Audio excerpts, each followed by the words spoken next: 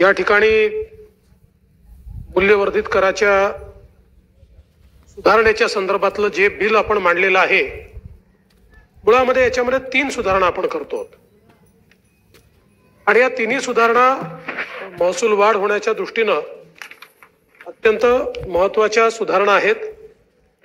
ज्यामध्ये पहिली सुधारणा ही कलम 37 मधली सुधारणा आहे, ज्यामध्ये आपण फर्स्ट चार्ज प्रथम भार, कारण अनेक वेळा टॅक्सच्या संदर्भातली वसुली आपण ज्यावेळेस करायला जातो, एखाद्याकडे वसुली असते आणि सगळ्या ऑर्डर वगैरे आपण घेतो, त्यावेळी मग तो कधी सांगतो आमचं बँकेचं थकीत आहे, मग आम्हाला याला पैसे द्यायचे आहेत, त्याला पैसे द्यायचे आहेत. म्हणून अशा प्रकारची वसुली हा फर्स्ट चार्ज असेल, अशा प्रकारचं एक अमेंडमेंट आपण करतोय, ज्यामुळे एक सेक्युअर्ड क्रेडिटर म्हणून आपल्याला त्या ठिकाणी आपला पैसा वसूल करता येईल ज्यांच्याकडे आपली थकबाकी आहे. दुसरी सुधारणा ज्याचा उल्लेख या ठिकाणी झाला, मुळामध्ये आपण 2006 साली किरकोळ विक्रीच्या संदर्भातली एक व्याख्या केली आणि त्यांना एक्झम्पशन दिलं आणि त्या एक्झम्पशनचा उपयोग करून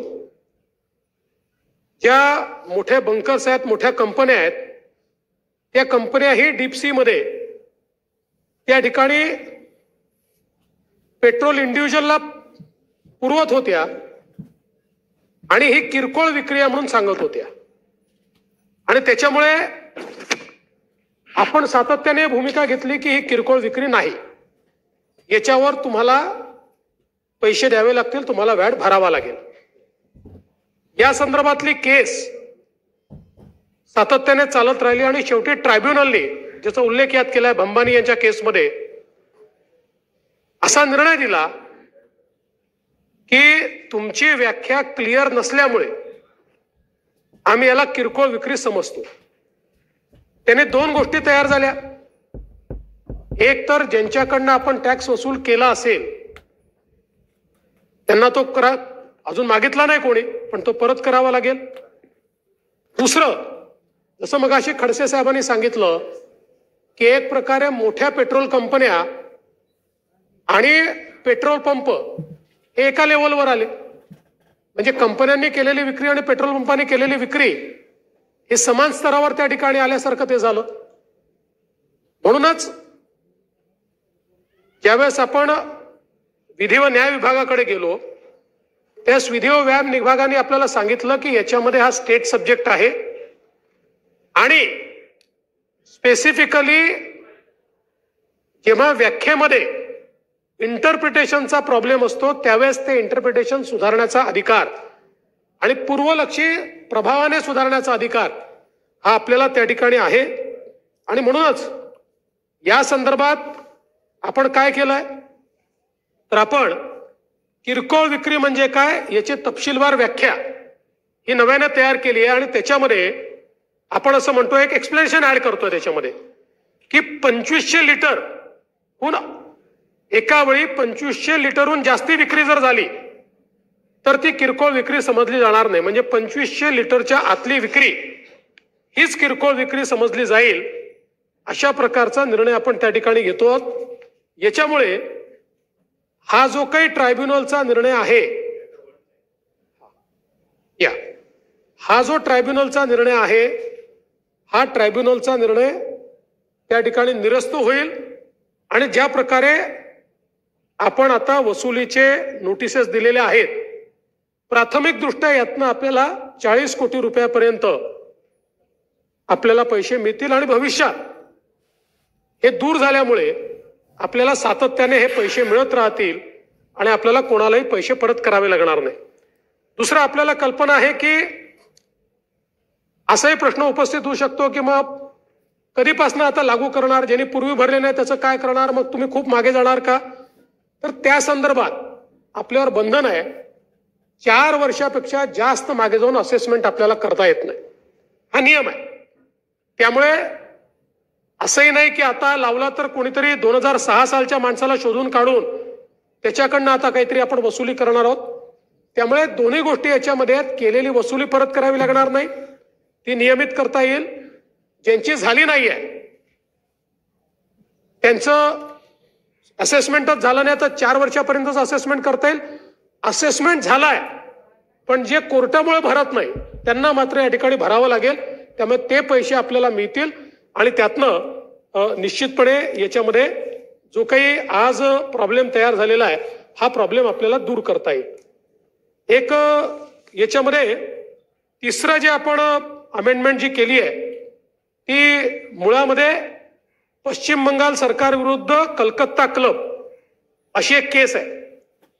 या केसमध्ये सर्वोच्च न्यायालयाने एक निर्णय दिला आणि त्या निर्णयामध्ये मुळे त्यांनी क्लब आणि क्लबचे सदस्य हे विभिन्न घटक होत नाहीत अशा प्रकारचा निर्णय त्यांनी दिला आणि त्याचा प्रभाव हा आपल्या वसुलीवर होत होता आणि म्हणून अनेक राज्यांनी या संदर्भात आपल्या व्याख्येमध्ये सुधारणा केली.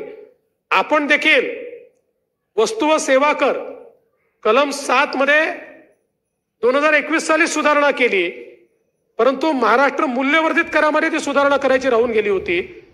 त्यामुळे ती सुधारणा आपण या ठिकाणी केल्यामुळे आता एखाद्या संस्थेने किंवा क्लबने स्वतःच्या सदस्यांना केलेल्या विक्रीवर आपल्याला टॅक्स आकारता येईल. क्लब हे एक प्रकारे म्हणजे क्लबनी खरेदी केली तर जे एक्झम्पशन होतं ते एक्झम्पशन क्लब सदस्यांना देखील पास ऑन करत होतं आणि त्यामुळे मग आपल्याला एखादी गोष्ट टॅक्स फ्री विकत घ्यायची असेल तर ती क्लबच्या नावानं विकत घेता येत होती. आता तसं करता येणार नाही. क्लबनी घेतली तर वेगळा नियम असणार आहे, पण क्लबच्या सदस्यांनी जर ती घेतली तर मात्र त्याला मूल्यवर्धित कर हा त्या ठिकाणी आणि जीएसटी अशा दोन्ही गोष्टी ज्याच्यावर जे लागत आहे ते भरावं लागेल. अशा प्रकारचे हे 3 निर्णय या ठिकाणी आहेत. या निमित्ताने खडसे साहेबांनी काही महत्वाचे मुद्दे उपस्थित केलेले आहेत आणि मला असं वाटतं की जे मुद्दे त्यांनी उपस्थित केले ते महत्वाचे याकरता आहे की त्यातनं आपलं टॅक्स वसुली वाढू शकेल अशा प्रकारच्या सूचना आहेत. विशेषतः आपण 1 लाख कोटी रुपयाच्या थकबाकीची जी काही त्या ठिकाणी गोष्ट सांगितली हे खरं आहे की साधारणपणे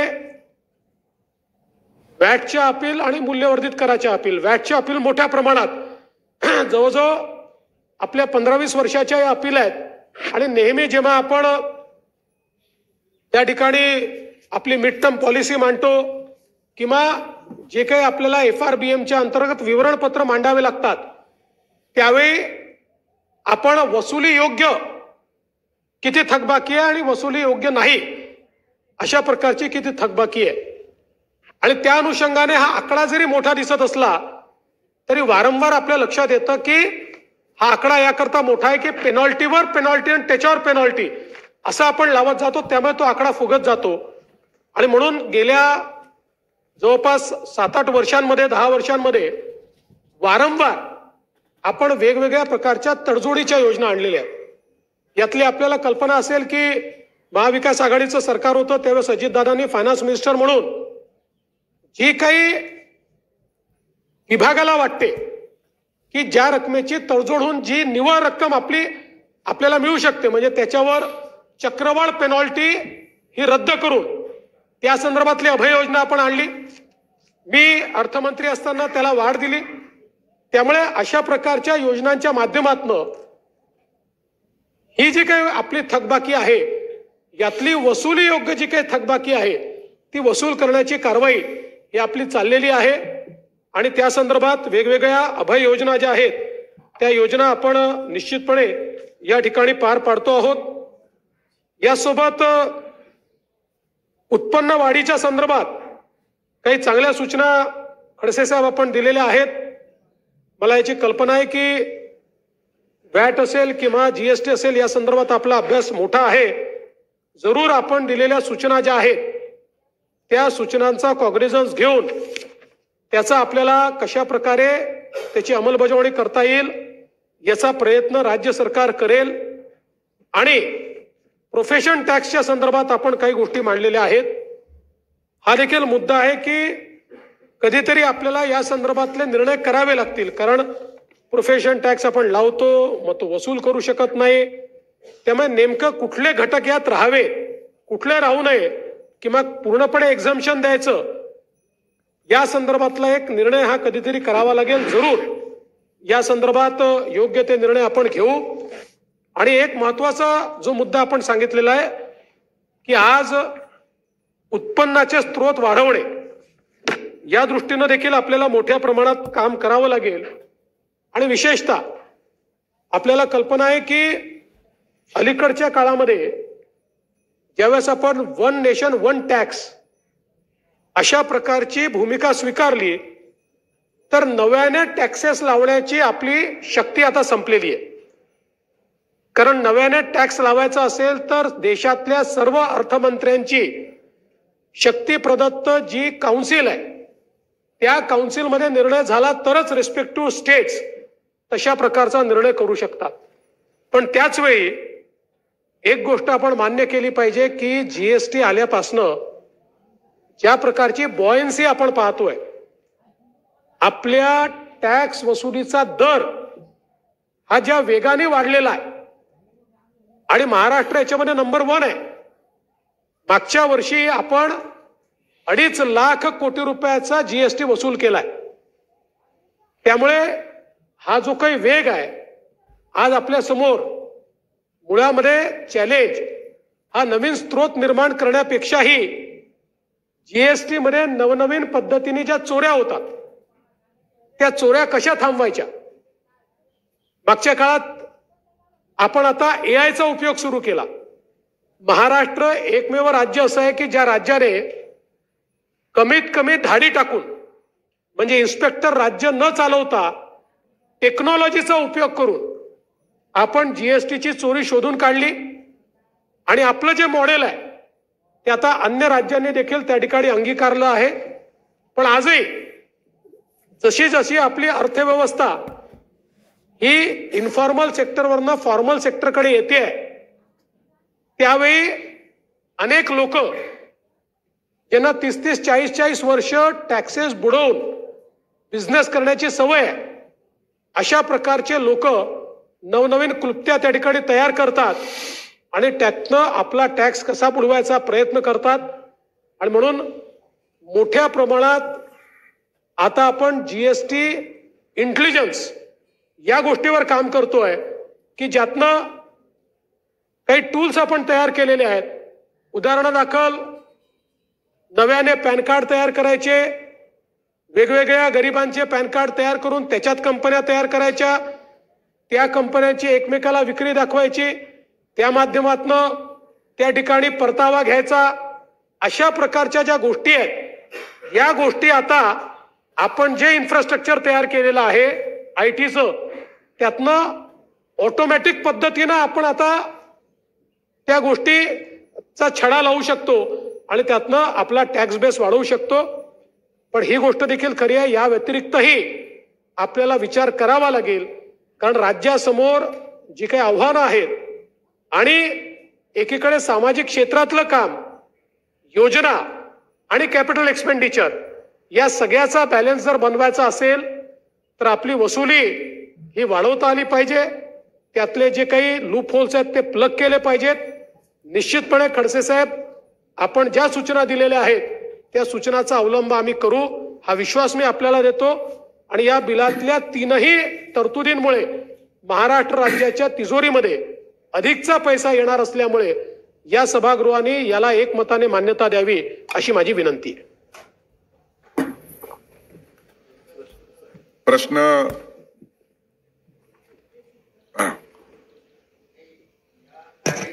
त्यांना मला असं वाटतं की निव्वळ जीएसटी मधूनच टॅक्स वाढेल किंवा उत्पन्न वाढेल असं नाही, तर राज्याचे जे उत्पन्नाचे अनेक स्रोत आहेत त्या स्रोतामध्ये रिसिप्ट असतील, नॉन रिसिप्ट असतील. या स्रोताच्या संदर्भामध्ये एक आढावा घेण्यासाठी राज्य स्तरावर तुमच्या संदर्भामध्ये तुमची तरी बैठक व्हावी किंवा एखादी समिती नियुक्त व्हावी जेणेकरून किती कर्जाचं आपल्याकडे अनेक ठिकाणी कसं आहे की जे आपल्याला माफच करण्याची गरज आहे, जे वसूलच होणार नाही, पण विनाकारण आपल्याला डेबिट साईडला ते दिसत राहतं. हजारो कोटी रुपये आपल्याला येणारेच नाहीये. 100 वर्षा आपल्या 50 वर्षापासून 40 वर्षापासून अशा संदर्भातले निर्णय घेणं किंवा ते तर राईट अपच करले पाहिजे. म्हणजे त्याच्यावरचा जो बोजा दिसतो इकडे तो कमी झाला पाहिजे. आणि ज्याच्यामधून आपल्याला टॅक्सेशनच्या संदर्भात वाढ करता येईल, जसं इन्क्लुडिंग व्हॅट, तसं इन्क्लुडिंग जीएसटी, असं काही घेता येईल का तसा कॉन्फरन्समध्ये? म्हणजे चोऱ्याच कमी होऊन जातील की आता पूर्वीच्या कालखंडामध्ये including sale tax, including VAT, including GST अशा स्वरूपात आला हा प्रकार चोऱ्यांचा संबंध आहे त्याच्यामधून, ते आपापच तो गिरायकाकडनं आपल्याला वसूल करायचा येईल.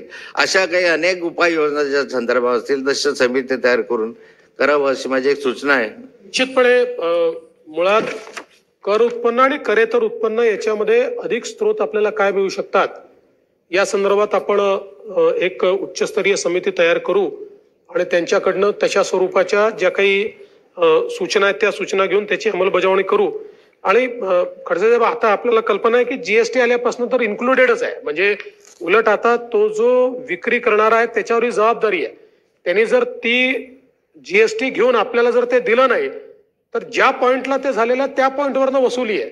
त्यामुळे आता तो एक फायदा आपल्याला आहे, पण बाकी आपल्याला नवीन कराधानाचे जे स्रोत आहेत ते शोधण्याची आवश्यकता